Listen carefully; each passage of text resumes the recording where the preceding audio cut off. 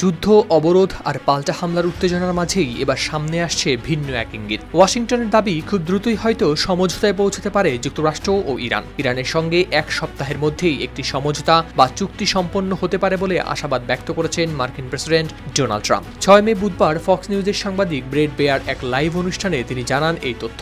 President Trump বলেন, সব ঠিক থাকলে এক সপ্তাহের মধ্যেই প্রস্তাবিত সমঝোতা স্মারক বা MOU চূড়ান্ত হতে পারে। সংবাদ সংস্থা আনাদুল এজেন্সি প্রকাশ করে এই খবর।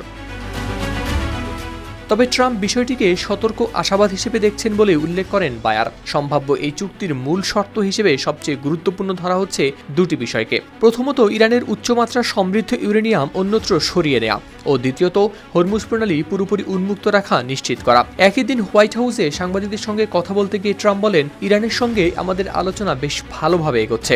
তারা নিজেরাও আলোচনা করতে ও চুক্তিতে আসতে চায়। দেখা যাক শেষ পর্যন্ত কি হয়। সংবাদ মাধ্যম মিডল ইস্ট মনিটরের প্রতিবেদনেও প্রকাশ পেয়েছে এই তথ্য। এই প্রথম ভিটামিন ই ও সি সিরাম, ভৃঙ্গরাজ ও 8টি প্রাকৃতিক অয়েল সমৃদ্ধ লিলি সিরাম অয়েল, যা চুলে পুষ্টি জুগিয়ে চুল পড়া কমায় মাত্র 30 দিনে। লিলি সিরাম অয়েল, তেলের চেয়েও বেশি কিছু।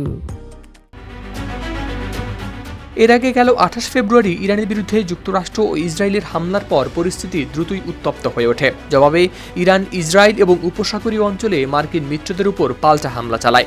একই সঙ্গে বন্ধ করে দেয় হরমুজ প্রণালী। পরে পাকিস্তানের মধ্যস্থতায় 8 এপ্রিল যুদ্ধবিরতি কার্যকর হলেও ইসলামাবাদের আলোচনা পৌঁছাতে পারেনি কোনো স্থায়ী চুক্তিতে।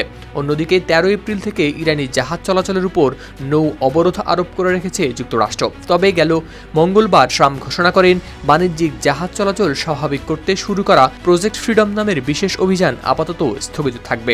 যদিও মার্কিন নৌ অবরোধ আগের মতোই বহাল থাকবে বলে জানান তিনি।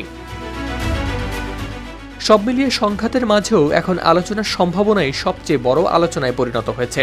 এখন দেখার বিষয়, এই আশাবাদ সত্যিই চুক্তিতে রূপ নেবে নাকি মধ্যপ্রাচ্যের উত্তেজনা আবারও মোড় নেবে নতুন দিকে। হাওলাদার শামীম, RTV।